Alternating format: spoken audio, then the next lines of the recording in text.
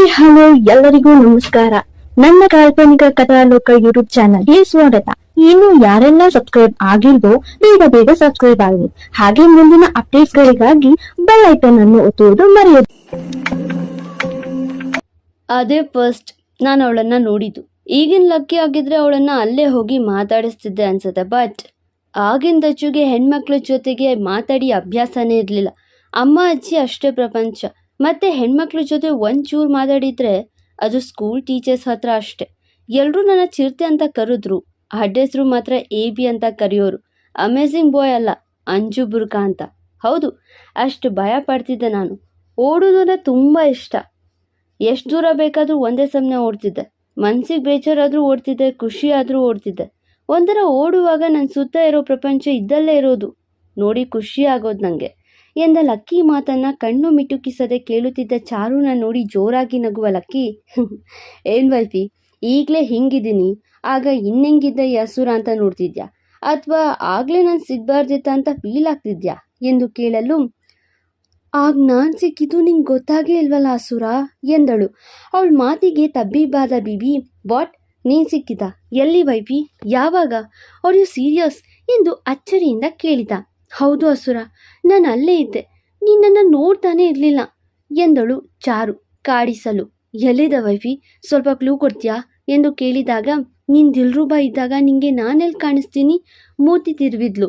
ಅಯ್ಯೋ ವೈಫಿ, ತಮಾಷೆ ಮಾಡ್ತಿದ್ಯಾ, ನಿಜ ಹೇಳ್ತಿದ್ಯಾ, ಆರ್ ಯು ಸೀರಿಯಸ್ ಎಂದು ಕೇಳಿದವನ ನೋಡಿ ನಕ್ಕವಳು, ಕತೆ ಮುಂದುವರ್ಸು ಹಸುರ ಎಂದಳು. ನೀನಾ ವೈಫಿ, ಈಗೀಗ ನನ್ನ ಜಾಸ್ತಿ ಕೆಣ್ಕೊಟ್ಟು ಕಲ್ತಿದ್ಯಾ ಎಂದು ನಕ್ಕವ ಕತೆ ಮುಂದುವರ್ಸಿದ್ದ. Flash back. ಇದನ್ನು ನಿಮ್ಮ ಸಿಟಿ ಅಂತ ತಿಳ್ಕೊಂಡಿದ್ದೀರಾ? ನಿಮ್ಗೆ ಇಷ್ಟ ಬಂದಂತೆ ನಡ್ಕೊಳ್ಳೋಕ್ಕೆ ಆ ಮೇಡಮ್ ಭಾಷಣ ಮಾಡ್ತಿದ್ದ ಗೇಲಿ ಮಾಡಿ ನಗ್ತೀರಾ, ರೇಗಿಸ್ತೀರಾ. ಇನ್ನು 5 ದಿನ ನೆಟ್ಟಿಗಿದ್ರೆ ಸರಿ, ಇಲ್ಲ ನಿಮ್ಮ ಬೆನ್ನು ತೆಗಿತೀವಿ ಅಷ್ಟೇ. ಪ್ರತಿ ಪ್ರಿನ್ಸಿಪಾಲ್ ಮುಂದೆ ಉಗಿದು ಉಪ್ಪಿನಕಾಯಿ ಹಾಕ್ತಿದ್ರು. ರವಿ, ಶಿವ ಮತ್ತು ದಚ್ಚು ಮೂವರು ತಲೆ ತಗ್ಗಿಸಿಯೇ ನಿಂತಿದ್ರು. ನಾವೇನು ಮಾಡಿಲ್ಲ ಸರ್, ಶಿವ ಹೇಳಲು ಅವನ ತಲೆ ಮೊಟಕುವ ಸುಬ್ರಹ್ಮಣ್ಯ, ಸುಳ್ಳು ಹೇಳಬೇಡಿ, ನಾನು ನೋಡಿದ್ದೀನಿ ನೀವು ಮೂವರು ಸ್ಟೇಜ್ ಹಿಂದಕ್ಕೆ ನಿಂತು ತರಲೆ ಮಾಡಿದ್ದು ಎಂದು ಪ್ರಿನ್ಸಿಪಾಲರ ಮುಂದೆ ಬಂದಾಗ, ನೀವು ಮೂವರು ಒಳ್ಳೆ ಪ್ರತಿಷ್ಠಿತ ಶಾಲೆಯಿಂದ ಬಂದಿದ್ದೀರಿ, ಮುಂದೆ ಇದು ರಿಪೀಟ್ ಆದರೆ ನಿಮ್ಮನ್ನು ಈ ವಿಜ್ಞಾನ ಮೇಳದಿಂದ ಹೊರಗಡೆ ಹಾಕಬೇಕಾಗತ್ತೆ ಪ್ರಿನ್ಸಿಪಾಲರು ಎಚ್ಚರಿಕೆ ಕೊಟ್ಟರು. ಸಾರಿ ಸರ್, ದಚ್ಚು ಮಾತ್ರ ಹೇಳ್ದ. ಆ ಇಬ್ಬರು ಥ್ಯಾಂಕ್ಸ್ ಎಂದು ಹೋದರು. ಅದೆಷ್ಟು ದುರಹಂಕಾರ ಈ ಮೂವರಿಗೆ. ಸುಬ್ರಹ್ಮಣ್ಯ ಪ್ರದೀಪ್ ಮುಖ ನೋಡಿ ನುಡಿದು, ಆ ಮೂವರ ಮೇಲೆ ಕಣ್ಣಿಡಿ ಎಂದು ಹೋದರು. ದಚ್ಚು ಮುಖ ಚಿಕ್ಕದು ಮಾಡಿಕೊಂಡು, ಇದೆಲ್ಲ ಬೇಕೇನ್ರೋ, ಪ್ಲೀಸ್ ಡಿಸಿಪ್ಲಿನ್ ಮೇಂಟೈನ್ ಮಾಡ್ರೋ, ಇನ್ನು 4 ದಿನ ಇರ್ತೀವಿ ಎಂದಾಗ, ಶಿವು ನೋಡೋ ಈ ಏಬಿನ, ನಮಗೆ ಬುದ್ಧಿ ಹೇಳ್ತಾನೆ ಎಂದು ಗೇಲಿ ಮಾಡುವ ರವಿ ದಚ್ಚು ಎಡಕ್ಕೆ ನಿಂತಿರ್ತಾನೆ. ದಚ್ಚು ಉಪದೇಶ ಮಾಡುವುದನ್ನು ಕೇಳಲಾಗದೆ ದಚ್ಚು ಎಡಕ್ಕೆ ಬರ್ತಿದ್ದ ವಿದ್ಯಾರ್ಥಿನಿಯೊಬ್ಬಳನ್ನು ನೋಡಿ, ವೈಟ್ ಅಬ್ ಮಜಾ ಆಯೇಗಾ ಎಂದ್ಕೊಂಡು ಆ ವಿದ್ಯಾರ್ಥಿನಿ ಹಾಕಿದ ದಾವಣಿ ಎಳೆದು ಪುಸುಕ್ಕನೆ ದಚ್ಚು ಬಲಕ್ಕೆ ಬಂದು ನಿಂತ್ಬಿಡ್ತಾನೆ. ಆ ಹುಡುಗಿ ದಚ್ಚುನೇ ಆಕೆಯ ದುಪ್ಪಟ್ಟ ಎಳೆದದ್ದು ಎಂದು ತಿಳಿದು, ಹೇ ನೋಡೋಕೆ ಅಮಾಯಕನಂತೆ ಕಾಣಿಸ್ತೀಯಾ, ಈ ರೀತಿ ಹುಡುಗಿ ಜೊತೆ ಅಸಭ್ಯವಾಗಿ ನಡ್ಕೋತೀಯ, ನಾಚಿಕೆ ಆಗಲ್ವಾ ನೇರವಾಗಿ ಕೇಳಿದಾಗ ಏನೂ ತಿಳಿಯದ ದಚ್ಚು, ನಾನೇನು ಮಾಡಿದೆ ಎಂದು ಪ್ರಶ್ನಿಸುತ್ತಾನೆ. ಏನು ಮಾಡಿದ್ಯಾ, ಕಂಪ್ಲೇಂಟ್ ಕೊಡ್ಲಾ ಪ್ರಿನ್ಸಿಪಾಲ್ ಹತ್ರ ಎಂದಾಗ, ಪ್ಲೀಸ್ ಬೇಡ ಎಂದ. ಪಾಪ ಅವನಿಗೆ ಅಂಜಿಕೆ ಇತ್ತಲ್ವಾ, ಶಿಬಿರದಿಂದ ಹೊರಗಾಕಿದ್ರೆ ಎಂದು. ಅದಕ್ಕೆ ಪ್ಲೀಸ್ ಬೇಡ ಎನ್ನಲು, ತಪ್ಪೇ ಮಾಡಿಲ್ಲ ಅನ್ನೋ ಥರ ಇದೆ, ಇನ್ನೊಂದ್ಸಲ ಹಿಂಗೆ ಮಾಡು ಇದೆ ನಿಂಗೆ ಎಂದು ಬೆರಳು ತೋರಿ ಹೋದ್ಲು. ಆ ಹುಡುಗಿ ಹೋಗುವವರೆಗೂ ದಚ್ಚು ತಲೆ ಎತ್ತಲೇ ಇಲ್ಲ. ಅವನನ್ನು ನೋಡಿ ರವಿ, ಶಿವು ಕಿಸಕ್ಕನೆ ನಕ್ಕು, ಲೋ ಏಬಿ, ನೀನು ಹಿಂಗಿದ್ರೆ ಉದ್ಧಾರ ಎಂದ್ಕೊಂಡು ಹೋದ್ರು. ತಾನು ಯಾಕಿಷ್ಟು ಹೆದರೋದು, ತಾನು ಯಾಕೆ ಯಾರೊಂದಿಗೂ ನೇರವಾಗಿ ಮಾತನಾಡಲ್ಲ ಎಂದು ಬೇಸರ ಪಡುತ್ತಾ ರೂಮ್ ಕಡೆಗೆ ನಡೆದ ಏಬಿ. ರೂಮಿಗೆ ಬಂದವ ತಾನು ಯಾಕೆ ಹೀಗೆ ಎಂದು ಆಲೋಚಿಸುತ್ತಿರುವಾಗ ಆ ಮಳೆ ಹುಡುಗಿಯ ಗೆಜ್ಜೆ ನೆನಪಾಯಿತು. ಬ್ಯಾಗಿನ ಪುಸ್ತಕಗಳ ಮಧ್ಯೆ ಜೋಪಾನವಾಗಿ ತಂದಿದ್ದವ ಅದನ್ನು ತೆರೆದು, ಈ ಗೆಜ್ಜೆನ ಆ ಹುಡುಗಿ ಅದೆಷ್ಟು ಹುಡುಕ್ತಿರ್ತಾಳೋ ಏನೋ, ಪಾಪ ನಾಳೆ ಅವಳಿಗೆ ಇದು ಕೊಡಬೇಕು ಎಂದ್ಕೊಂಡು ಅವಳ ದುಂಡು ಕೆಂದಾವರೆ ತುಟಿ, ಕುಣಿತ, ಹಾಡು ಹೀಗೆ ಎಲ್ಲವನ್ನ ನೆನೆಯುತ್ತಾ ನಕ್ಕನು. ಲೋ ಏಬಿ ತಗೋ ಆಂಟಿ ಫೋನ್ ಎಂದು ಶಿವು ಓಡೋಡಿ ಬಂದಾಗ ಆ ಗೆಜ್ಜಿನ ಹಾಸಿಗೆಯ ಕೆಳಗೆ ಅಡಗಿಸಿ, ಥ್ಯಾಂಕ್ಸ್ ಎಂದು ಫೋನ್ ಪಡೆಯಲು, ಒಂದು ಮೊಬೈಲ್ ತರೋಕ್ಕೂ ಹೆದರ್ಕೊಳ್ತೀಯಲ್ಲೋ, ನಾವೇನು ತರಲೇ ಇಲ್ವಾ, ಎಲ್ಲ ಕಾಲೇಜಲ್ಲೂ ಮೊಬೈಲ್ ಬ್ಯಾನ್ ಅಂತ ಬೋರ್ಡ್ ಹಾಕ್ತಾರೆ, ಹಾಗಂತ ಮಕ್ಕಳು ಯೂಸ್ ಮಾಡೋದೇ ಇಲ್ವಾ, ತಗೋ ತಗೋ ಎಂದು ಹೋದ ಶಿವು.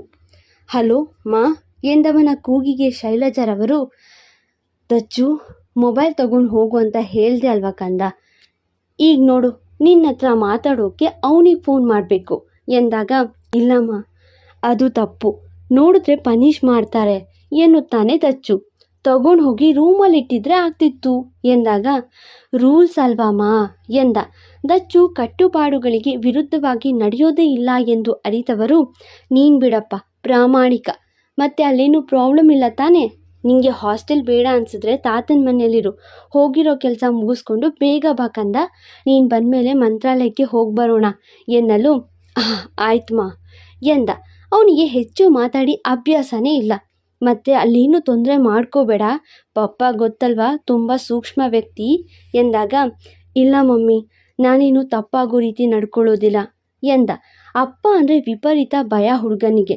ಅವರಿಗೆ ದಚ್ಚು ಕಂಡ್ರೆ ಪ್ರೀತಿ ಇದ್ರೂ ಮನಸ್ಸಲ್ಲಿ ಇಟ್ಕೊಂಡು ಮುಂದೆ ಖಾರವಾಗಿರ್ತಾರೆ, ಅದು ಅವರ ಸ್ವಭಾವ. ದಚ್ಚು ನೀನಿಲ್ಲದೆ ಯಾಕೋ ಮನೆಯೆಲ್ಲ ಖಾಲಿ ಖಾಲಿ ಮಗನೇ, ಮಗನಿಂದ ದೂರ ಇರೋದು ಅವ್ರಿಗೆ ಬಲು ಕಷ್ಟ.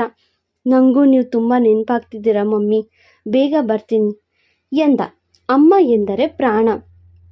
ಆಯ್ತು ಕಂದ, ಹೋಗಿದ್ದ ಕೆಲಸ ಚೆನ್ನಾಗಾಗಲಿ, ನಮ್ಮ ಮಗ ಸ್ಟೇಟ್ ಲೆವೆಲ್ಗೂ ಹೋಗಲಿ, ಇಂಟರ್ನ್ಯಾಷನಲ್ ಲೆವೆಲ್ಗೂ ಹೋಗಲಿ ಎನ್ನಲು, ಮಮ್ಮಿ ಮೊದಲು ಈಗ ಸ್ಕೂಲ್ ಲೆವೆಲ್ ಮುಗೀಲಿ ಎಂದಾಗ, ನಮ್ಮ ಮಗ ದಚ್ಚು ಅಂದರೆ ಸುಮ್ಮನೆನಾ, ಎಲ್ಲೆಡೆ ಹೋಗ್ತಾನೆ ಎನ್ನುವಾಗ ರಾಜೇಂದ್ರ ವರ್ಮಾರ ಧ್ವನಿ, ಶೈಲು ಶೈಲು ಎಂದು ಬಂದಿತ್ತು. ಬಂದೆ ರೀ ಎಂದವರು, ಡ್ಯಾಡಿ ಕಣೋ ಆಮೇಲೆ ಮಾಡ್ತೀನಿ ಎಂದಾಗ, ಓಕೆ ಮಮ್ಮಿ ಎಂದು ಕರೆ ಕಟ್ ಮಾಡಿದ.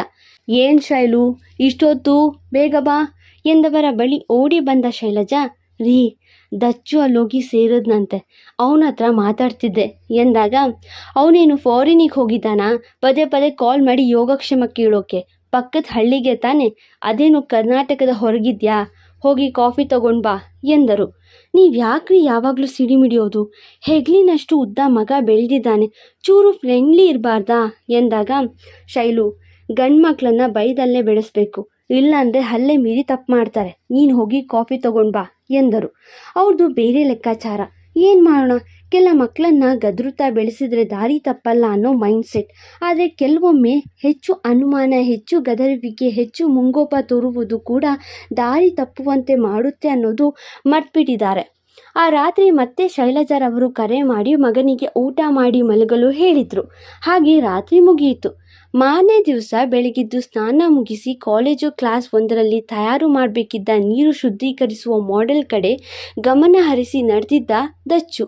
ಆದರೆ ಕಣ್ಣಿಗೆ ದೇವತೆಯಂತೆ ಕಂಡಿದ್ದು ಲಂಗ ರವಿಕೆಯಲ್ಲಿ ಮುದ್ದಾಗಿ ರಾಯರ ವಿಗ್ರಹಕ್ಕೆ ನಮಿಸುತ್ತಿದ್ದ ಚಾರು. ಅವಳನ್ನು ನೋಡ್ತಾ ಅಲ್ಲೇ ನಿಲ್ತಾನೆ ದಚ್ಚು. ಮಾತಾಡಿಸಲು ಭಯ, ಆದರೆ ಅದೊಂದು ಲವ್ ಅಟ್ ಫಸ್ಟ್ ಸೈಟ್ ಎಂದರೂ ತಪ್ಪಿಲ್ಲ. ಆಕೆಯ ನಗುಮಗ ನೋಡಿ ತಾನು ನಕ್ಕವ. ಅವಳ ಅಂದಕ್ಕೆ ದೃಷ್ಟಿ ಬೊಟ್ಟಿನ ರೀತಿ ಕಾಣುತ್ತಿದ್ದ ಚುಕ್ಕಿ ನೋಡಿದ. ಆ ದಿನ ಮಳೆಯಲ್ಲಿ ಇದು ಕಾಣಲಿಲ್ಲ, ಆದರೆ ಇದು ಅವಳ ಗಲ್ಲಕ್ಕೆ ಹೇಳಿ ಮಾಡಿಸಿದ ಹಾಗಿದೆ ಎಂದ್ಕೊಂಡು ಆಕೆಯ ಪಾದ ನೋಡಲು ಒಂದು ಕಾಲಲ್ಲಿ ಗೆಜ್ಜೆ, ಮತ್ತೊಂದರಲ್ಲಿ ಖಾಲಿ. ತನ್ನ ಬಳಿ ಇದ್ದ ಗೆಜ್ಜೆ ತಂದು ಕೊಡೋಕೆ ಓಡಿದ ರೂಮಿನತ್ತ. ಬಂದು ತಂದು ಕೊಡೋ ಸಮಯಕ್ಕೆ ಆಕೆ ಮಾಯ. ಸಿಕ್ಕಾಕೊಳ್ಳೋಣ ಅಂತ ಸುಮ್ಮನಾದ. ಲೈಕ್, ಶೇರ್, ಕಮೆಂಟ್ ಮಾಡೋದು ಮರೆಯದಿರಿ.